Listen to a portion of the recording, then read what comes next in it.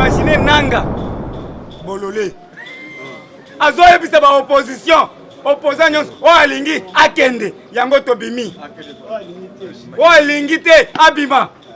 C'est-à-dire Seni eza ba bloqué yango et par Kabila na batunaye. Seni eza indépendant te. Un arbitre akoloba ke équipe moko bima kende. Nanga tozo mettre en garde. Petit nangai.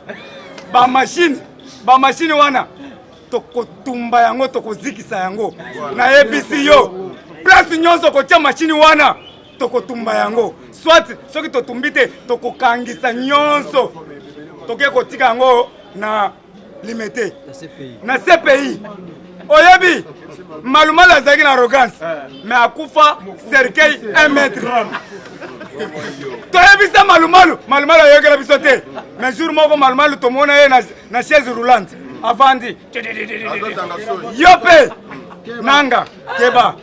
Tozo avertir yo. Lumbe. Moite. Lumbe. Oye koya. Keba. Biloko waneza. Biloko mabe. Bazo waka. Kabila tindi ba beta sango na batombole sango waki. Merci beaucoup. Boko sambwa. Tala batunde bazo kufa na mama yemu. Bazo toucher bango te. Muto aziki nzoto mobimba. Sikoyo batu nyonso bazo sila. Nanya ko sambela nzambe dimanche. Nzambe pe azo mona te ke batu bazo sila. Banani ba ko sambela dimanche. Hein? Nzambe likolo. Batu bazo sila. Nanya ko sambela libo chaque dimanche. Kitisa kanda. Kabila kende.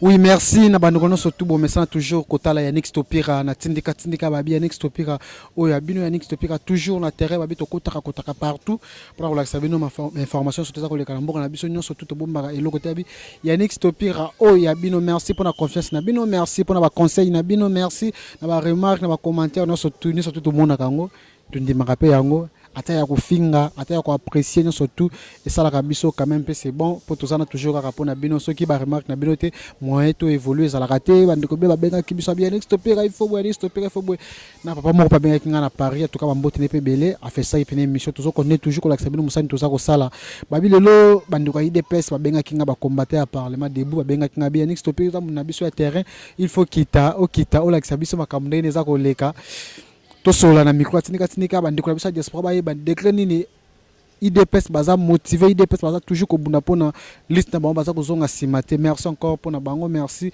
pona kei na ba message toujours ko yamba Yannick Stopira merci pona ndi basala surtout pona biso en tout cas to yaka na mais ata ya mingi te mais volonté quand même ezala ke no ko encadrer biso ko soma kamsuti ko tika biso tina bari en tout cas bolingo ezala kande bongo ata ya mingi ezala te mais courage wana ya ko tika ndeko tipa sazo kende sala ka biso quand même c'est bon merci na bandeko no surtout ya diaspora merci à Toto Diafo ko former c'est le maire de l'île merci à Tanfumu na États-Unis Atlanta wana merci pena Tanfumu kala trotte ba komona déjà album no peut to kolobela masoeta album na yo déjà bokozwa ngo kala meta ba Tanfumu les doyens babi les rois de Bakuba Tanfumu bokozwa déjà bentekate pe ya clip ni bomona pe déjà masoni kala mingite awana tindika merci à Tanti Nathalie Mundeke merci à Mima Wetu merci à alors makangila merci lycée matondo maman na classe bandeko boza ebele boza kotala biso na diaspora merci à Refek Kisombe Papi Kelly na Refek Kisombe et Papi Kelly merci l'équipe technique Mobimba ML Mike Luzoladio merci à Snage na caméra merci à Mustafa Malembe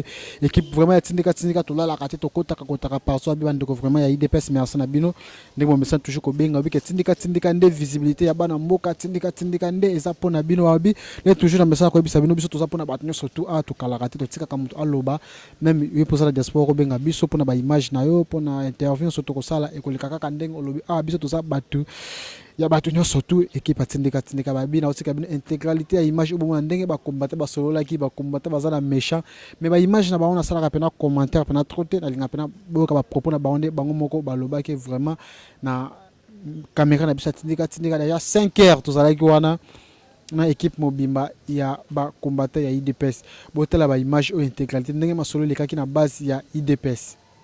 Viva mes chers amis. Fati candidat commun et c'est Ebani. Ba trouva candidat commun ndenge nini tozalaki na meeting ayaki mutu asuka et puis avant batu nyonso baloba ye mutu alobaki mutu asuka et puis bango nyonso balobi nini tokopona mutu aza na masi. La politique ezodépendre na expérience te, politique ezali force ya base. Alors biso toza ba base solide yango tolobi Fati candidat commun mutu musu aza te na minute oyo Fati azosala tournoi Afrique azaki na Ghana a ravir invitation aye Angola azwi invitation alongwe Uganda akokende na Rwanda soka komi na Rwanda yokoloba teke yake koteka mboka aza na kati ya diplomatie azotambola mwana mayele azochange badone po barwandais bazoya koyiba ba richesse na biso Ugandais bazwi batu na biso ba pêcheur bakende na bango soki 50 pêcheurs ti lelo gouvernement azoloba te siko lelo Fati ake kosala diplomatie ba pêcheur bakozonga bokomona bango eza coopération état par état tozokende Fati azali notre icône kala mingi te tozokende na élection nanga pesa biso élection lobi imaginez nanga bolole azoyebisa ba opposition opposant nyonso o alingi akende yango tobimi o alingi te abima c'est-à-dire seni eza ba bloqué yango et par Kabila na batu na ye seni eza indépendant te un arbitre akoloba ke équipe moko bima kende nanga tozo mettre en garde petit na ngai ba machine wana tokotumba yango tokozikisa yango na yebisi yo place nyonso kotia machine wana tokotumba yango soit soki totumbi te tokokangisa nyonso toke kotika yango na limité na CPI oyebi Malumalu azalaki na arrogance mais akufa cercueil 1 mètre toyebisa Malumalu ayokela biso te mais jour moko Malumalu tomona ye na chaise roulante avandi yo pe nanga keba tozo avertir yo lumbe mwete oye koya bamba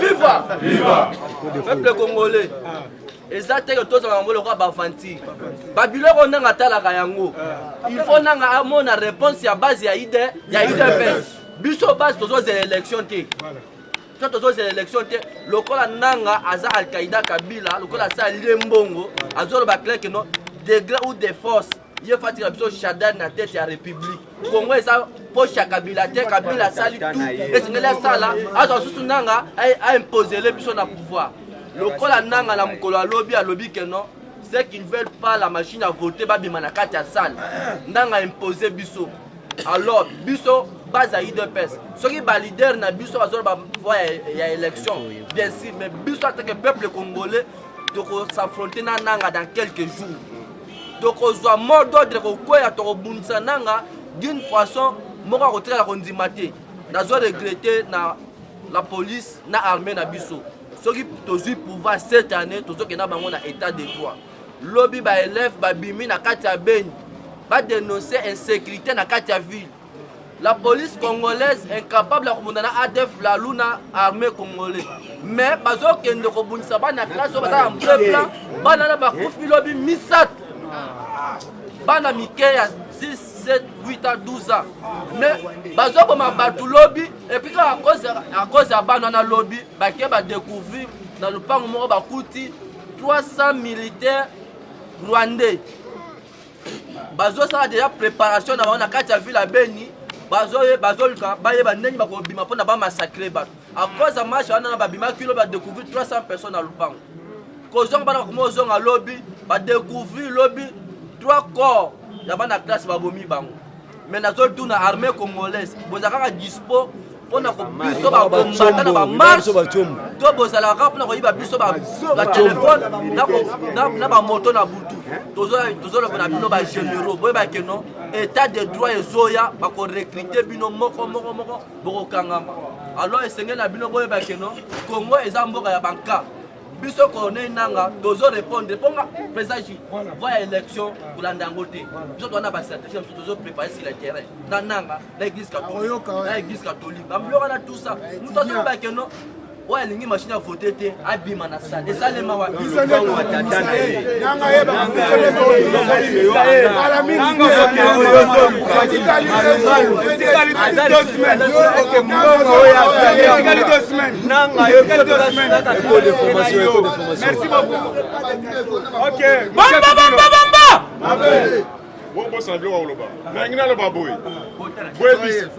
boyebisa nanga mboka oyo eza ya biso eza yo te na kabila ndenge ozosanga na esprit bakongolais epa na yo toyebi mwasi no eraleka na boulevard bavoitire atambola nango toyebi yango bafere na yo toyebi yango me mokolo kabila azokende nanga bozokende ensemble ozobosana message ya président Félix ayebisaka yo nanga tosambelaka no église moko toza bafrère me ozobosana eloko wana un jour eloko ozosala ekilikolo malere baebelo balia na kabila lelo baza vivant te na mobutu bakenda ensemble me yo okokenda ensemble na kabila malere yo ozoloka mpo na biso un jour ekozongela yo arbitre na kati ya terrain akotaka tous les deux équipe me yo soki okotie na équipe moko oyebi ke soki okotie na équipe na biso okozwa problème na kabila me yeba kozala na problème mpe na biso bakongolais message na ngai soki nazopesa nanga un jour okokenda ensemble na kabila.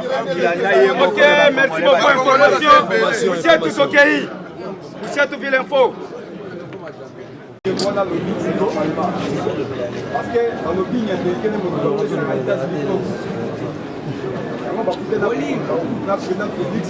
Allô, Bakar Bongo. Bon répéter.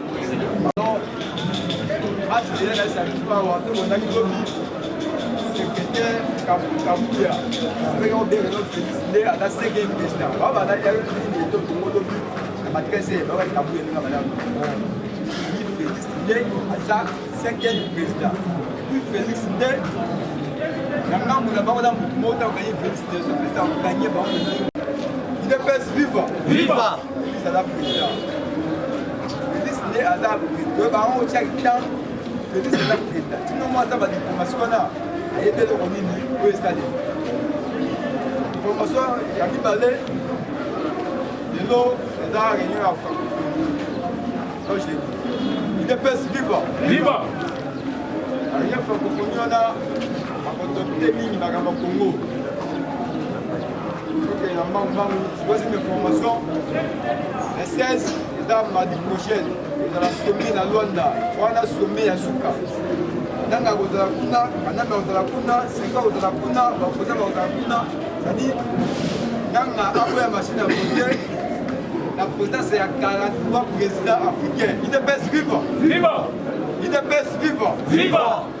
Le 16, le sommet on est dans la Rwanda, nous allons à l'absence de la présidence de Patia za 5e président, Bobangelo côté.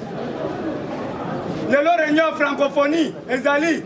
Kabila tindaki madame moko mari soki tombe soki nani te mushiki wabo azana contre ya Rwanda et puis aza favori boyoki angoti yende aza favori yende mutu azozwa kiti lelo Rwandais azo comme président ya francophonie Secrétaire général président Chebeski d'ailleurs balobi lisusu donc canadien wana plus ba Canada là-bas on va pousser France a proposé à remplacer le conseil des sécurité. Alors, ils ont choix pour ça. Non, peut-être que Kagame, alors, à s'exprimer en anglais, c'est la première fois à s'exprimer en France. Donc, c'est-à-dire, dans mon élément, on a c'est-à-dire l'anglophonie, poison à la francophonie. Alors, mes chers amis, le 15 au 16, réunion extraordinaire na kati Angola, réunion à Souka. Attendez au yawa. Yeba ke bitumba ezali soko silisi kendo lukila mwana eloko akolia sinon tiro yango bakubana bakukanga na bapantalon oza na eloko te papa manger oza na eloko te nazoyebisa bino bitumba partir ya le 20 awa lumbe soki na bato bayaka selembau bumbu tala kote ya kankokolo komona bamilitaire ebelebele batelemi kaka boyi état d'urgence moi makasi a un campagnard atelemi kaka na moi munduki atia munduki bokango bazotala botoni tu barwande batondi wana c'est-à-dire danger ezali na kati ya mboka oza kombata averti soki ebandi ata sikoyo mais tokoyisi nano kamera tolongeli bavesi tobandi sikoyo oyo ekoya tokangi bachinois na baindien boyoki bachinois babomi bato na kolwezi na kolobela yango na kolwezi na kati ya mine babomi bagene chinois akomi kosimpose tokosala marche ti kinga kati parce que bachinois basombi kinga kati tokosala marche ti kinga kati moto na moto azwi ngombe na ye atumbi adame lumbe tozokende école d'information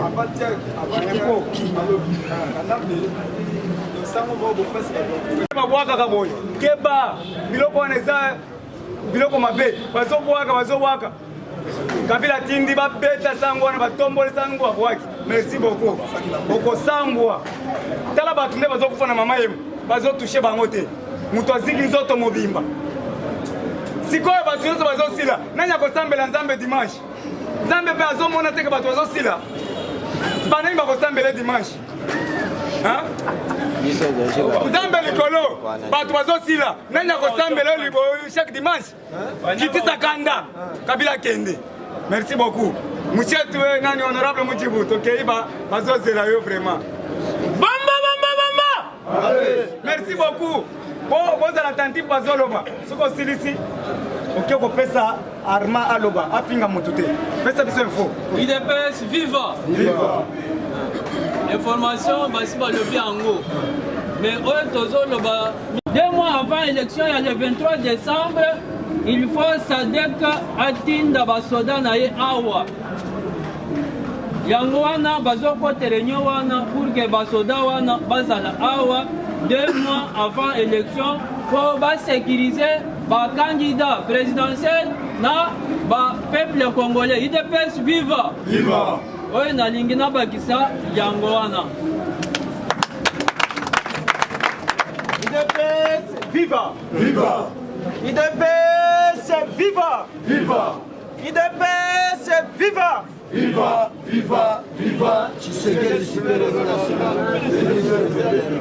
bonjour tokoti na bainformation parce que ebele mpe balandaka te mais eloko moko na osepela na parlement oyo ebele bazali kosensibilize concernant les